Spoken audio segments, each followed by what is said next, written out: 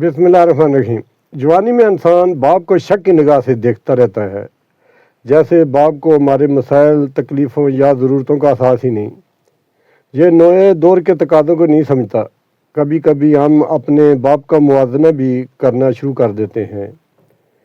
اتنی محنت ہمارے باپ نے کی ہوتی، بچت کی ہوتی، کچھ بنایا ہوتا تو آج ہم بھی فلاں کی طرح عالیشان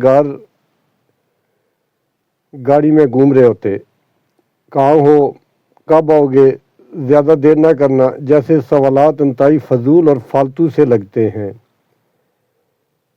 سویٹر تو پہنا ہے، کچھ اور بھی پہن لو، سردی بہت ہے۔ انسان سوچتا ہے کہ اولڈ فیشن کی وجہ سے والد کو باہر کی دنیا کا اندازہ نہیں۔ اکثر اولادیں اپنے باپ کو ایک ہی معیار پر پرکھتی ہیں: گھر، گاڑی، پلاٹ، بینک بیلنس، کاروبار، اور اپنی ناکامیوں کو باپ کے کھاتے میں ڈال کر خود سرخرو ہو جاتے ہیں۔ ہمارے پاس بھی کچھ ہوتا تو اچھے اسکول میں پڑھتے، کاروبار کرتے، اس میں شک نہیں۔ اولاد کے لیے آئیڈیل بھی ان کا باپ ہی ہوتا ہے، لیکن کچھ باتیں جوانی میں سمجھ نہیں آتی یا ہم سمجھنے کی کوشش نہیں کرتے، اس لیے کہ ہمارے سامنے وقت کی ضرورت ہوتی ہے، دنیا سے مقابلے کا بھوت سوار ہوتا ہے، جلد سے جلد سب کچھ پانے کی جستجو میں ہم کچھ کھو بھی رہے ہوتے ہیں، جس کا احساس بہت دیر سے ہوتا ہے۔ بہت سی اولادیں وقتی محرومیوں کا پہلا ذمہ دار اپنے باپ کو قرار دے کر ہر چیز سے بری ذمہ ہو جاتی ہیں۔ وقت گزر جاتا ہے، اچھا بھی برا بھی، اور اتنی تیزی سے گزرتا ہے کہ انسان پلک جھپکتے ماضی کی کہانیوں کو اپنے ارد گرد منڈلاتے دیکھنا شروع کر دیتا ہے۔ جوانی، پڑھائی، نوکری، شادی، اولاد، اور پھر وہی سٹیج، وہی کردار جو نبھاتے ہوئے ہر لمحہ اپنے باپ کا چہرہ آنکھوں کے سامنے آ کر باپ کی ہر سوچ، ساز فکر، پریشانی، شرمندگی اور اذیت کو ہم پر کھول کے رکھ دیتا ہے۔ باپ کی کبھی کبھی بلا وجہ خاموشی، کبھی پرانے دوستوں میں بے وجہ کہہ کے، اچھے کپڑوں کو ناپسند کر کے پرانے کپڑوں کو فخر سے پہننا، کھانوں میں اپنی سادگی پر فخر، کبھی کبھی سر جھکائے اپنے چھوٹے چھوٹے کاموں میں مگن ہونے کی وجہ، کبھی بغیر وجہ تھکاوٹ کے بہانے سر شام بتی بجا کر لیٹ جانا، نظریں جھکائے انتہائی محویت سے ڈوب کر قرآن کی تلاوت کرنا۔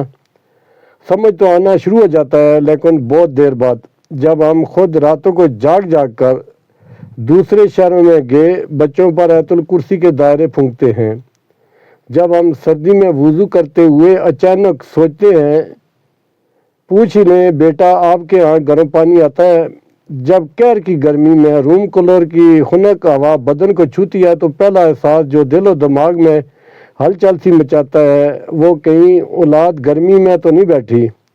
جوان اولاد کے مستقبل، شادیوں کی فکر، ہزار تانے بانے جوڑتا باپ تھک ہار کر اللہ اور اس کی کلام پاک میں پناہ ڈھونڈتا ہے۔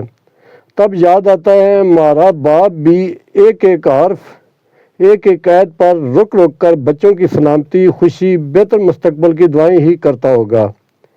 ہر نماز کے بعد اٹھے کپ کپاتے ہاتھ اپنی دعاؤں کو بھول جاتے ہوں گے۔ ہماری طرح ہمارا باپ بھی ایک ایک بچے کو نمناک آنکھوں سے اللہ کی پناہ میں دیتا ہوگا۔ سر شام کبھی کبھی کمرے کی بتی بجھا کر اس فکر کی آگ میں جلتا ہوگا کہ میں نے اپنی اولاد کے لیے بہت کام کیا۔ اولاد کو باپ بہت دیر سے یاد آتا ہے، اتنی دیر سے کہ ہم اسے چھونے، محسوس کرنے، اس کی ہر تلخی، اذیت، فکر کا ازالہ کرنے سے محروم ہو جاتے ہیں۔ یہ ایک عجیب احساس ہے جو وقت کے بعد اپنی اصل شکل میں ہمیں بے چین ضرور کرتا ہے، لیکن یہ حقیقتیں جن پر وقت پر یہاں ہو جائیں وہی خوش قسمت اولادیں ہیں۔ اولاد ہوتے ہوئے ہم سمجھتے ہیں باپ کا چھونا، پیار کرنا، دل سے لگانا یہ تو بچپن کی باتیں ہیں۔ باپ بن کر آنکھیں بھیگ جاتی ہیں، پتہ نہیں باپ نے کتنی دفعہ دل ہی دل میں ہمیں چھاتی سے لگانے کو بازو کھولے ہوں گے، پیار کے لیے اس کے ہونٹ تڑپے ہوں گے، اور ہماری بے باک جوانیوں نے اسے یہ موقع نہیں دیا ہوگا۔ ہم جیسے درمیانے طبقے کے سفید پوش لوگوں کی ہر خواہش، ہر دعا، ہر تمنا اولاد سے شروع ہو کر اولاد پر ختم ہو جاتی ہے، لیکن کم ہی باپ ہوں گے جو یہ احساس اپنی اولاد کو اپنی زندگی میں دلا سکے ہوں۔ یہ ایک چھپا میٹھا میٹھا درد ہے جو باپ اپنے ساتھ لے جاتا ہے۔ اولاد کے لیے بہت کچھ کر کے بھی کچھ نہ کر سکنے کی یہ خلش آخری وقت تک ایک باپ کو بے چین رکھتی ہے، اور یہ سب بہت شدت سے محسوس ہوتا ہے جب ہم باپ بنتے ہیں، بڑھاپے کی دلیل پر قدم رکھتے ہیں، تو باپ کے دل کا حال جیسے قدرت ہمارے دلوں میں منتقل کر دیتی ہے۔ اولاد اگر باپ کے دل میں اپنے لیے محبت کو کھلی آنکھوں سے وقت پر دیکھ لے تو شاید اسے یقین ہو جائے کہ دنیا میں باپ سے زیادہ اولاد کا کوئی دوست نہیں۔ Kindly like, share and subscribe.